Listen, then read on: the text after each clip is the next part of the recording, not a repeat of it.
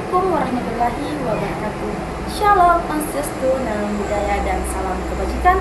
Salam sejahtera untuk kita semua.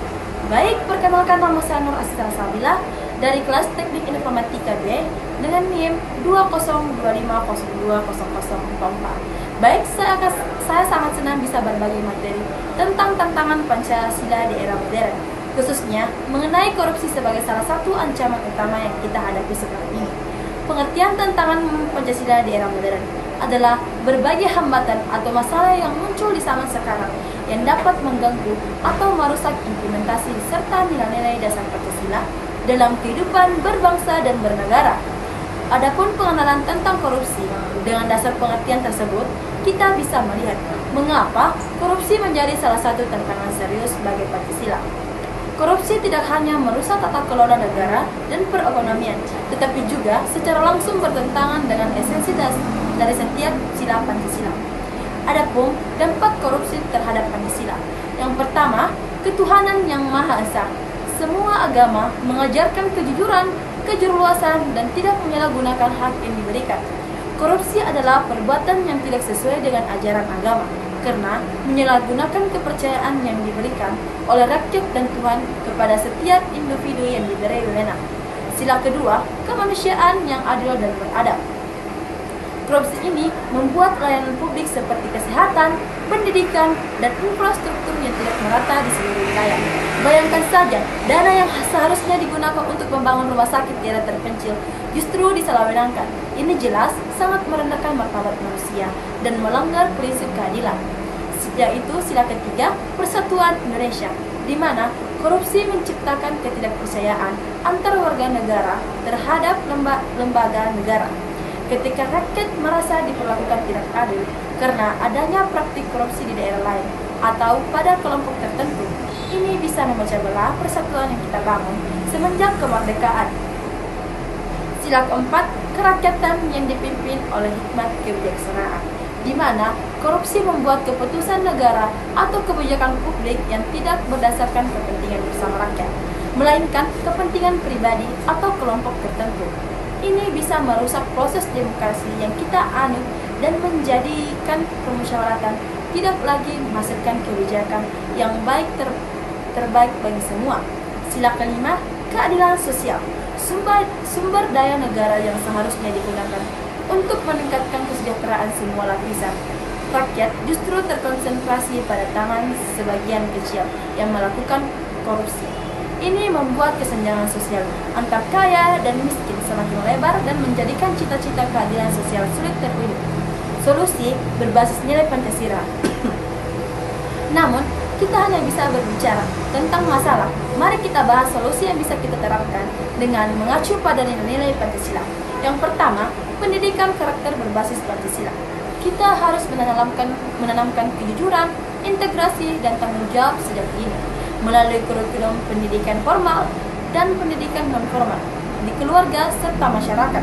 Kita ajarkan bahwa Pancasila bukan hanya sekedar kata-kata yang dihafalkan, tapi harus dijalankan dalam kehidupan sehari-hari, mulai dari tidak melakukan kecurangan di sekolah hingga tidak mengambil apa yang bukan hak kita.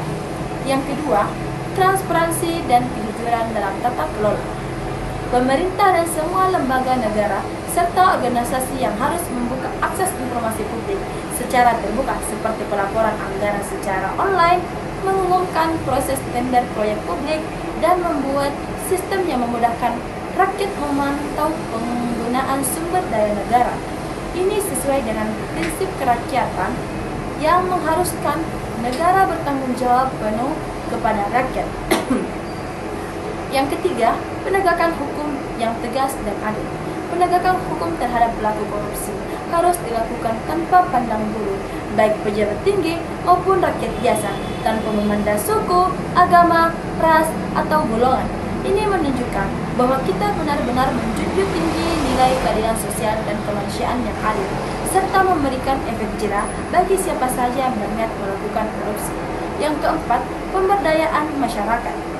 Kita sebagai masyarakat punya peran penting dalam melawan korupsi, mulai dari meningkatkan kesadaran bahwa korupsi merugikan kita semua, melaporkan tindakan korupsi yang kita lihat melalui saluran yang sah dan terpercaya, hingga aktif berpartisipasi dalam pengawasan masyarakat terhadap pelaksanaan kebijakan publik.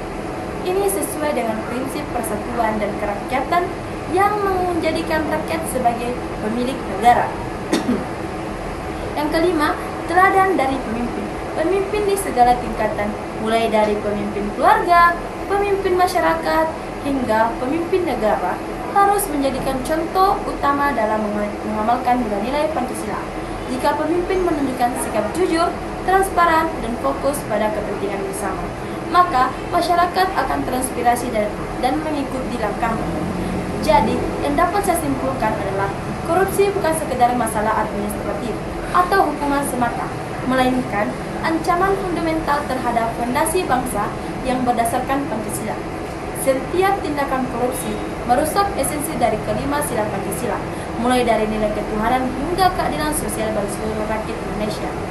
Namun, solusi untuk mengatasinya tidak harus dicari dari luar nilai-nilai Pancasila sendiri, telah menyediakan landasan yang kokoh dan prinsip yang jelas untuk menangani masalah ini.